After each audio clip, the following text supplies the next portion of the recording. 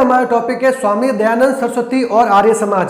स्वामी दयानंद सरस्वती ने आर्य समाज की स्थापना की थी और धर्म सुधार आंदोलन के अंदर उनका एक अमूल्य योगदान है। स्वामी दयानंद सरस्वती के आर्य समाज के राजस्थान के अंदर क्या प्रभाव रहे और इसके बारे में इस वीडियो के अंदर अध्ययन करते हैं। स्वामी दयानंद सरस्वती का जन्म 12 फरवरी 1824 को गुजरात के टंकारा गांव में हुआ था। इनके बचपन का नाम मूलशंकर था। तो 12 फरवरी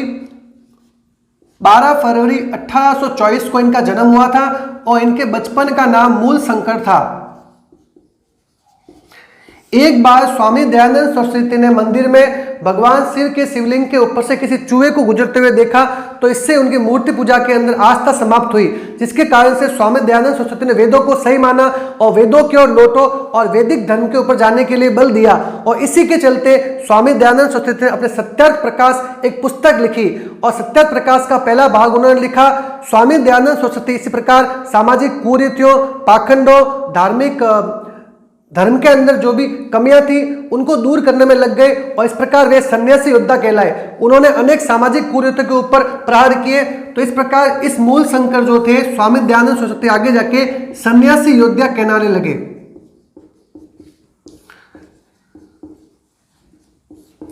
अब दयानंद सरस्वती जो थे उन्होंने 10 अप्रैल 1875 को मुंबई के गिरगांव के अंदर आर्य समाज की स्थापना की। तो 10 अप्रैल 1875 को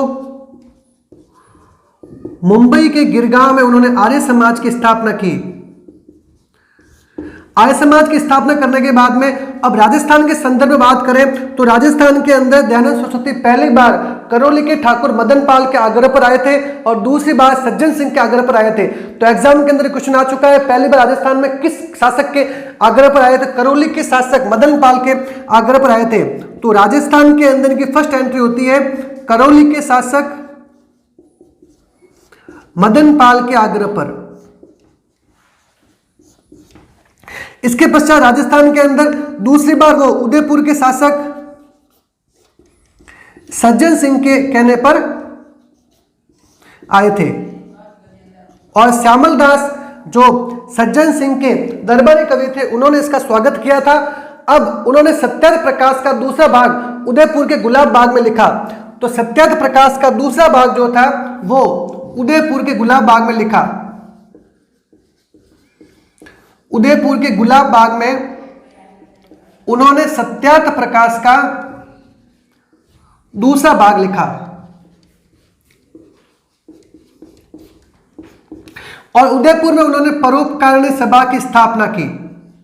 स्वामी दयानंद सरस्वती के आर्य समाज और सामाजिक कुरीतियों को लेकर राजस्थान में एक जन चेतना जागृत हुई और इन्होंने परोपकारिणी सभा की स्थापना की। इसके बाद में जोधपुर के प्रताप सिंह के आग्रह पर वे जोधपुर गए थे।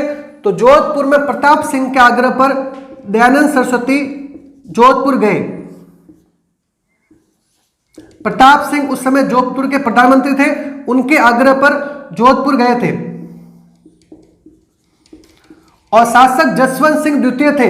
अब जसवंत सिंह द्वितीय जो थे वो दयानंद सरस्वती के परम भक्त बन चुके थे, हमेशा उनके प्रवचन सुना करते थे और इसी जसवंत सिंह द्वितीय की एक नृत्यांगना थी नन्ही जान। नन्ही जान का उस शासक के ऊपर जसवंत सिंह द्वितीय के ऊपर एक प्रभाव था, जिसके चलते स्वामी दयानंद सरस्वती ने भरी दरबार के अंदर जसवंत सिंह के ऊपर वेश्यागमन का आरोप लगाया, जिसके चलते जसवंत सिंह ने नन्ही जान से अपने सारे संबंध समाप्त कर लिए। इस प्रकार नन्ही जान को क्रोध आया और इसी क्रोध के चलते नन्ही जान ने भोजन के अंदर विष डालकर दयानंद सरस्वती को दे दिया, जिसके चलते दयानंद सरस्वती की मृत्यु हो गई। जोधपुर से उन्हें आबू और आबू से उन्हें अजमेर ले जाया गया, अजमेर के अंदर उनकी मृत्यु हो गई।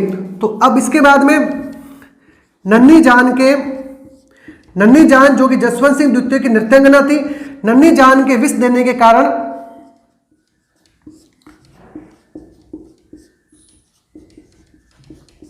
30 अक्टूबर 1883 को अजमेर में मृत्यु हो गई। अब स्वामी दयानंद सरस्वती जो थे उनका राजस्थान के अंदर क्या प्रभाव पड़ा? मध्यकाल के अंदर राजस्थान में उन दिनों सती प्रथा, विधवा विवाह, अनेक सामाजिक कुरीतियां, जाति प्रथा घर कर गई थी और इन्हीं आडंबर और अंधविश्वासों के चलते दयानंद सरस्वती जो वेदों की ओर लौटो और इन सामाजिक कुरीतियों के ऊपर जो प्रहार किए थे, इसके कारण से जन चेतना जागृत हुई। अनेक स्थानों पर आर्य समाज की शाखाओं की स्थापना की गई और स्वामी दयानंद सरस्वती के इन्हीं कार्यों के चलते दलित समाज के ऊपर चांदकरण शारदा ने दलितोद्धार पुस्तक लिखी। तो चांदकरण शारदा ने 2 पुस्तकें लिखी थी। एक लिखी उन्होंने दलितोद्धार, दलितों के उद्धार के लिए उन्होंने दलितोद्धार पुस्तक लिखी और साथ में चांदकरण शारदा ने विधवा विवाह नामक पुस्तक लिखी थी। स्वामी जोधपुर के प्रधानमंत्री ने 1885 के अंदर, जोधपुर के प्रधानमंत्री ने 1885 के अंदर बाल विवाह प्रतिबंधक कानून बनाया। इस प्रकार स्वामी दयानंद सरस्वती ने हिंदी भाषा को राष्ट्रीय भाषा बनाने पर जोर दिया और बिना किसी स्वार्थ के चलते एकमात्र देश में ऐसे शख्स थे वो जिन्होंने बिना किसी स्वार्थ के चलते स्वदेशी आंदोलन अपनाने पर बल दिया। तो स्वामी दयानंद सरस्वती और राजस्थान के बारे में उनके प्रभाव थे।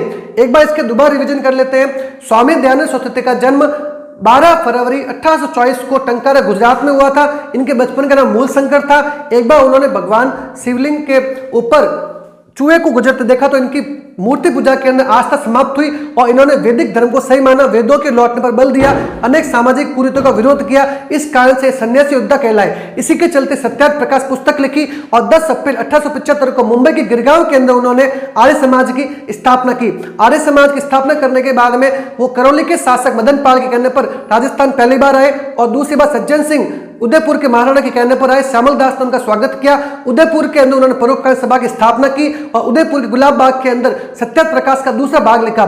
जोधपुर के प्रधानमंत्री प्रताप सिंह के कहने पर वो जोधपुर गए और जसवंत सिंह द्वितीय उनके अनुयायी बन गए। नन्ही जान का प्रभाव जसवंत सिंह के ऊपर होने से दयानंद सरस्वती ने उनको भरी सभा में वेश्यागमन का आरोप लगाया, जिसके चलते जसवंत सिंह ने नन्ही जान से अपने सारे संबंध समाप्त कर लिए और नन्ही जान ने क्रोधावश में आकर दयानंद सरस्वती को भोजन में जहर दे दिया। इसी के चलते कि अजमेर के अंदर मृत्यु हो गई। चलते स्वामी दयानंद सरस्वती के आर्य समाज ने यहाँ पर अनेक प्रकार से इफेक्ट उत्पन्न किए और जगह जगह आर्य समाज की शाखाएं खोली गई और राजस्थान के अंदर उन्होंने हिंदी भाषा को राष्ट्रीय भाषा बनाने के संचार स्थापित किया और आखिर में उन्होंने स्वदेशी आंदोलन को अपनाने पर जोर दिया। ये एकमात्र ऐसे शख्स थे जिन्होंने बिना किसी राजनीतिक स्वार्थ के स्वदेशी आंदोलन को स्वदेशी अपनाने पर जोर दिया था। इसी के साथ में अगले वीडियो के अंदर मिलते हैं धार्मिक आंदोलन के एक और शख्सियत के साथ में। नमस्कार।